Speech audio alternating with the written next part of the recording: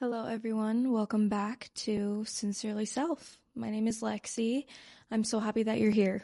I'm very excited for this episode. This is a topic that I have been kind of diving into more lately. I've been listening to a lot of Mel Robbins lately, and this is very much her theory. I want to accredit it to my girl immediately. My girl, as if we're like close or something. But I want to accredit this theory to Mel Robbins. She has a book on it. She has multiple podcast episodes on this topic. And I think it is such a life-altering mindset shift. So I really, really wanted to cover it. And it's kind of been a minute since I've dived into a lot of like me personally on like the individual episodes, diving into a mindset shift, mindset theory type of topic, but I'm very, very excited for it. Let's do a little catch up before we get into this week's episode. I'm very excited, you guys. We have some amazing guests coming out the next few weeks. I've started scheduling more guests in the summer for what's going to be coming out in the fall. So crazy that I'm scheduling that far ahead.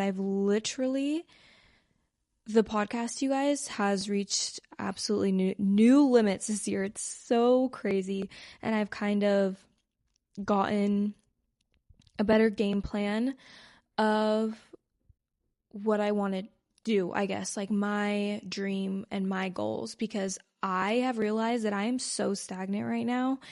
And I'm like, I have general ideas of what I want to be doing, but lately I've just kind of been figuring out like the logistics of it, what it would look like, how I could do it, figuring out like the steps, I guess. And it is very exciting. It's also very scary, and it's also crazy to think that like that really could be my reality the more that I chase it. And so if you're also in that stage, I feel you. I'm here with you.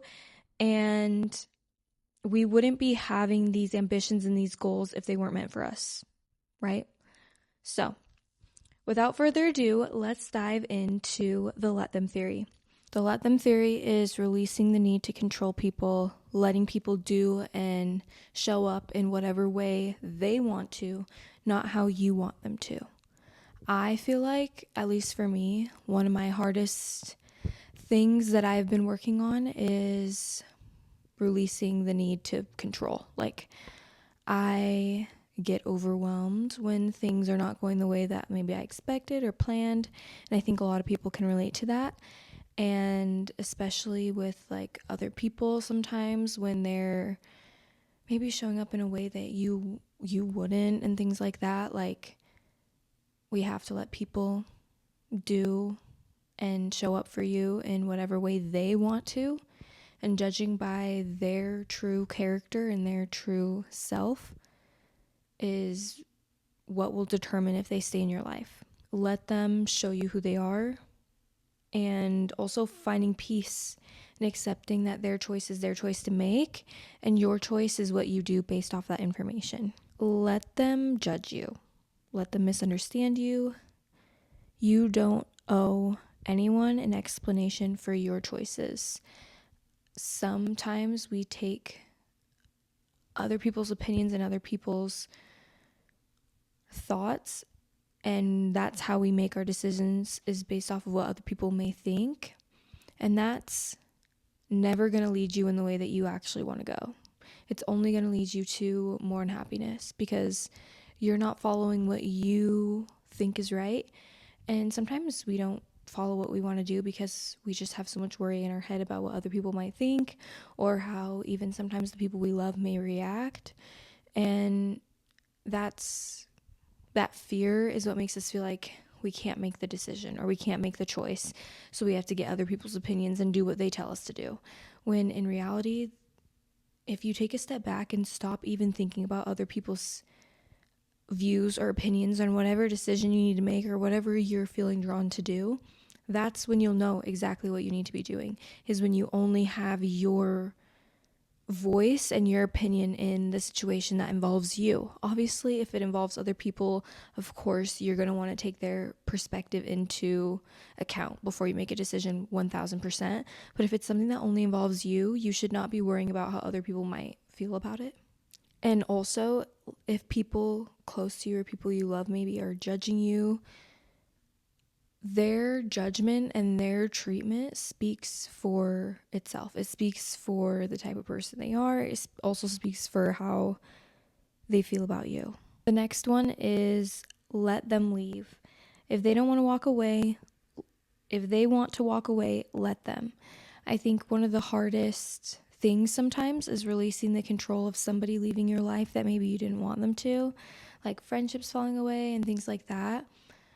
It is hard to accept somebody leaving your life when you don't understand why in the moment, and it is really easy. And I think a lot of the time, a lot of us have begged someone to stay in our life that did not deserve to be there anymore. And it's like, if they don't want to be there, don't beg someone to be there. Don't treat your presence as such a no big deal thing. Like your presence in people's life and also access to you. Like that should not be something that you want to give to somebody who doesn't appreciate it, or want to give to somebody who maybe doesn't treat you good as well. Your access to you and your presence in people's life is valuable.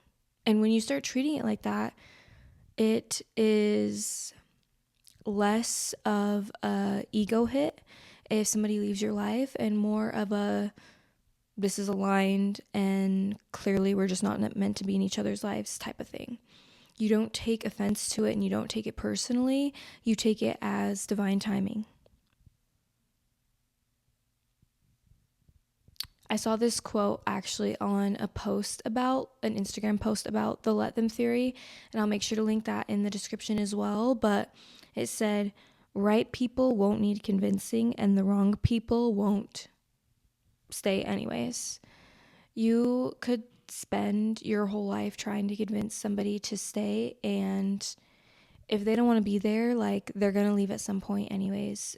And the right people who are supposed to be in your life, you will never have to have those conversations where you're begging them to stay.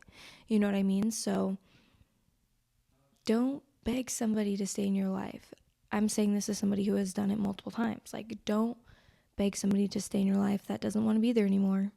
Because if somebody's leaving your life, I talk about this all the time, but if something is leaving your life, then it has to be replaced with something more fitting to you at the stage of life that you're in. Let them be wrong about you. Let them think you're difficult for standing on your boundaries and standing on your truth. Let them call you selfish for putting your self-esteem and your self-love above a toxic situation or above a toxic relationship. Let them believe that their version of you is who you're always going to be, or who you actually are. Defending yourself to people who are committed to misunderstanding you is exhausting. Save your energy and put that back into yourself, girl. You don't want to spend and waste your breath trying to beg somebody to see you for who you are. People can spend all day being miserable and hating who you are, and they don't know you. If someone is jumping to a conclusion on you and they have one side of a story, that's not a conclusion that you want to take into account anyways. That's not anything that you want to be involving yourself with anyways. The power of the let them theory is understanding that when you just release things and you stop trying to take control of everything that's happening around you, everyone that's happening around you, every negative situation that's happening to you, that's when things get good. That's when things just start to flow. A lot of us are forcing stress on ourselves because we're forcing ourselves to worry about more things than we actually need to, or stressing about other people's decisions, other people's life, other people's opinions, other people's judgment. At the end of the day, the person that has been with you from the minute you're born to the minute you die is yourself.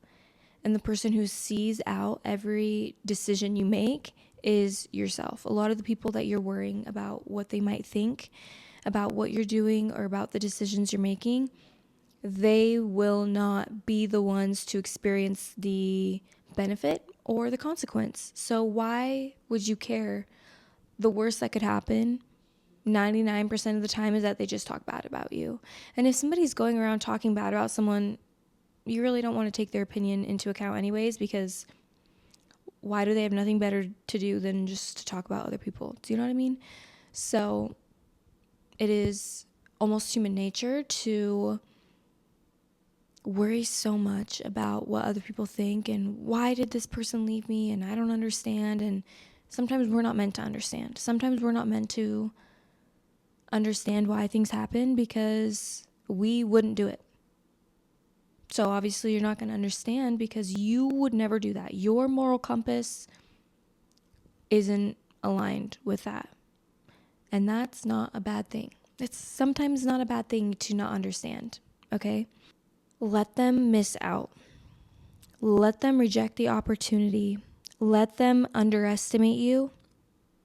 When people show you they don't value you, believe them. Then go and find the people who do. When people show you repeatedly that they don't care about your feelings, they don't care about your time, they don't respect you, do not let someone disrespect you multiple times. Like, they are showing you to your face they do not value you.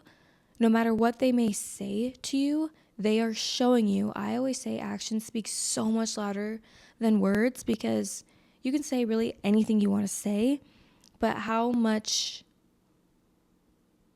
is there behind that? Like, words can be so meaningful and also so empty. Like, people can say things and not mean it all the time, but actions, what people do without even thinking, that's what speaks for how they feel about you. So if they're constantly putting you in situations that doesn't benefit you, they're constantly disrespecting your time, showing up late, things like that, canceling on you last minute, willy-nilly, whatever, not prioritizing you, not prioritizing time to see you, talking down to you, especially anything like that, they are showing you that they do not care about you and they do not care about how they make you feel. Point blank period. I'm sorry, there is no nice way to say that. And I say it with such bluntness because your time should not be wasted any longer. If you are resonating with this and you have a man maybe or a situationship that you're in that is making you feel that way, this is your sign. You need to leave them, honestly. Because somebody who cares about you, and I always like to think and like tell people, think of if you were in that person's shoes. And if you're like, oh, I would actually never do that to somebody, then there's your sign. But that's just like, no, they're just treating you bad. If you would never treat them the way that they're treating you or talk to them the way that they talk to you, it's probably not somebody that you want to be spending time with. An attachment is a funny thing. Emotions are a funny thing, especially when you're somebody who's so emotional. And I say that with love and as a fellow emotional girly.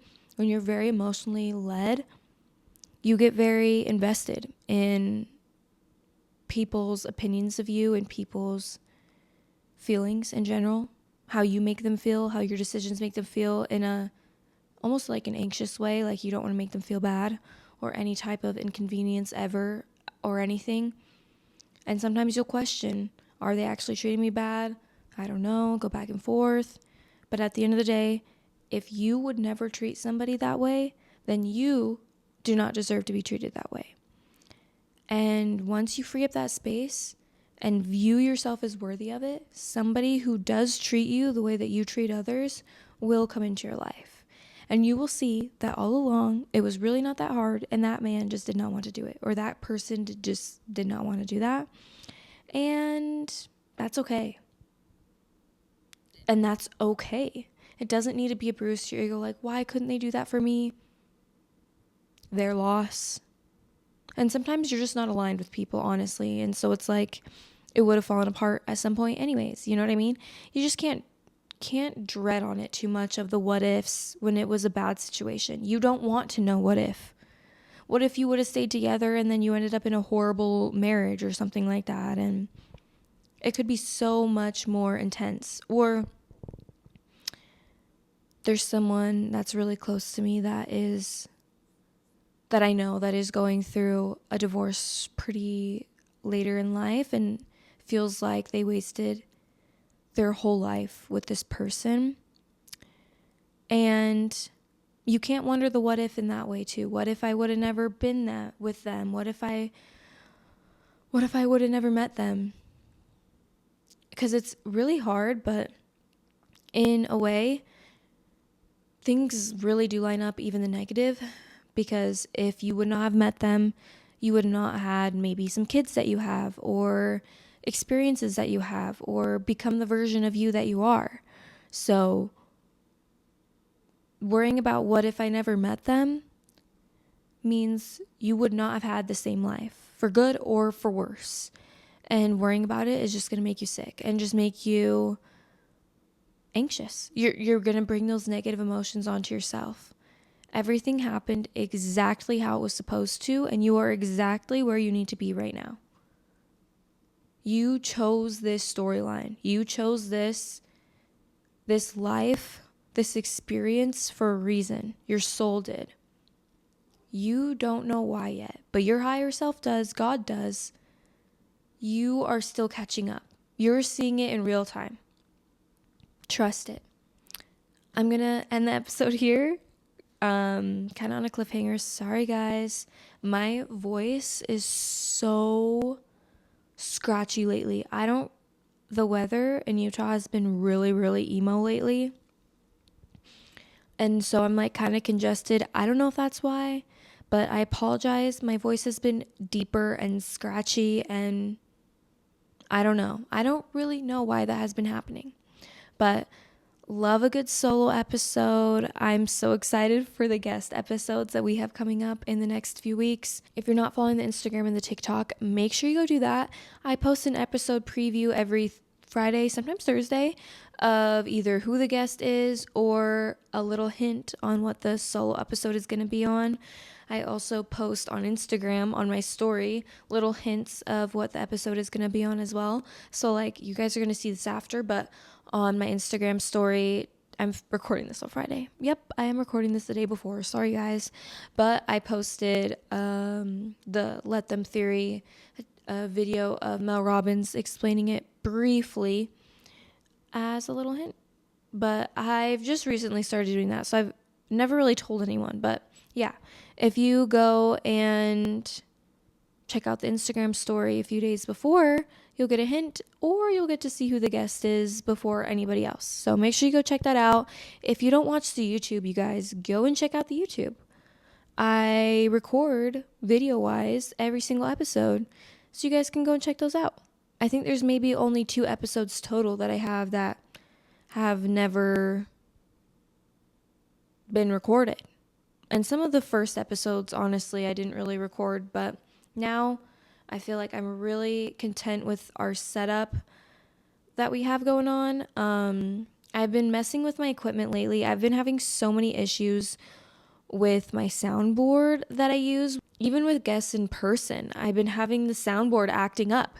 So the next few in-person guests that you guys see, the video, we will be passing the mic back and forth. I'm so sorry. I just can't get my one mic to connect to my soundboard. So I just need to get another mic. If you have good mic and just soundboard situation recommendations, definitely let me know. This is my tried and true mic. This is actually the first mic, other than my little baby one, my first nice mic that I got. This one is Fifine. I don't know if that's how you say it. Fifine. I really like this brand, honestly. And I've never had any issues. I feel like it is really high quality recording. I have gotten other mics that I'm not as fond of, and so there are some episodes that are not very good while I was figuring that out. But yeah, the guest episodes have been rough. I've just been using this. Honestly, I'm considering just getting another Fifine microphone. I don't know if that's how you say it. But anyways, let me know in the comments if you have any recommendations, and I will see you guys next week.